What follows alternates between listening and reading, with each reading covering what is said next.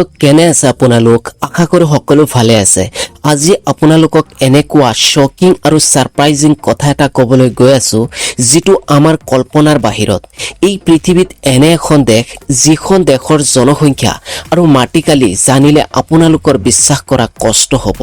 আৰু যদি কও সেই দেশখনেই পৃথিৱীৰ আটাইতকৈ ধনী আৰু জিডিপিৰ ক্ষেত্ৰত আগবঢ়া তেন্তে কেনেকুৱা লাগিব মই কম সেই দেশখনৰ বিষয়ে তাৰ আগতে ভাৰতৰ এখন আটাইতকৈ সৰু ৰাজ্যৰ বিষয়ে অলপ জানি লওঁ কম্পেয়াৰ কৰিবলৈ সুবিধা হ'ব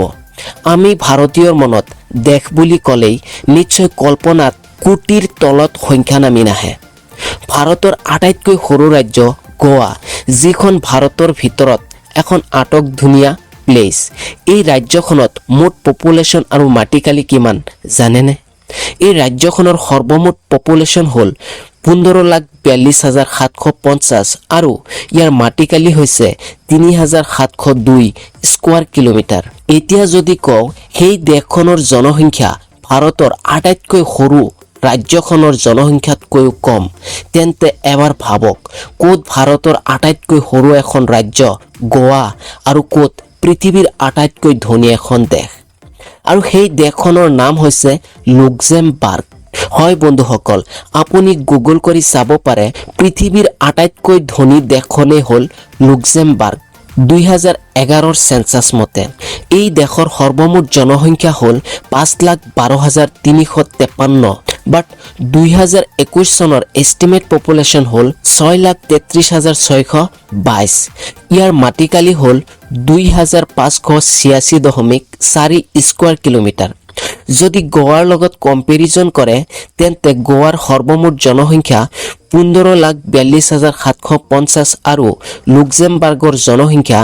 6,33,622 অৰ্থাৎ অলমোষ্ট গোৱাৰ মুঠ জনসংখ্যাৰ 1/3 আসলতে এই দেশখন ইউৰোপ ইউনিয়নত আছে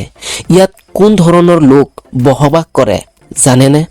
যদি পাৰ্চেন্টেজ ওয়াইজ কও তেন্তে সৰ্বমুঠ জনসংখ্যাৰ 50.9% লোক হল লুক্সেমবাৰ্গাৰ্ছ 18.2% পৰ্তুগীজ 13.5% ফ্ৰেঞ্চ 10.3% জাৰ্মানছ আৰু 7.1% হল আদাৰ্ছ যদি ৰিলিজিয়ন ওয়াইজ দেখে তেন্তে প্ৰায় 74% লোক খ্ৰীষ্টিয়ানিটি ৰোমান কেথলিক আৰু আদাৰ খ্ৰীষ্টিয়ান আৰু ইয়াৰে 23.4% লোক কোনো ধৰ্ম নাই হয়তো আমি যাক নাস্তিক বুলি কও বাকি 3.2% লোক অন্যান্য ধৰ্মৰ এতিয়া আহক কোটি টকীয়া এটা প্ৰশ্নলৈ প্ৰশ্নটো হল ইমান সৰু এখন দেশ তথাপিও পৃথিৱীৰ আটাইতকৈ ধনী হোৱাৰ কাৰণটো কি সেই দেশৰ মানুহে কি কৰে তেওঁলোকৰ ইনকামৰ মেইন সোৰ্স কি এই গোটেইবিলাক প্ৰশ্নৰ উত্তৰ মাথো কেইটামান বাক্যতে আছে লুক্সেমবাৰ্গ হল বৃহৎ প্ৰাইভেট বেংকিংৰ এটা প্ৰধান কেন্দ্ৰ আৰু ইয়াৰ ফাইনান্স সেক্টৰেই অৰ্থনীতিত আটাইতকৈ বেছি অৱদানকাৰী এই দেশখনৰ প্ৰধান বাণিজ্যিক অংশীদাৰ হল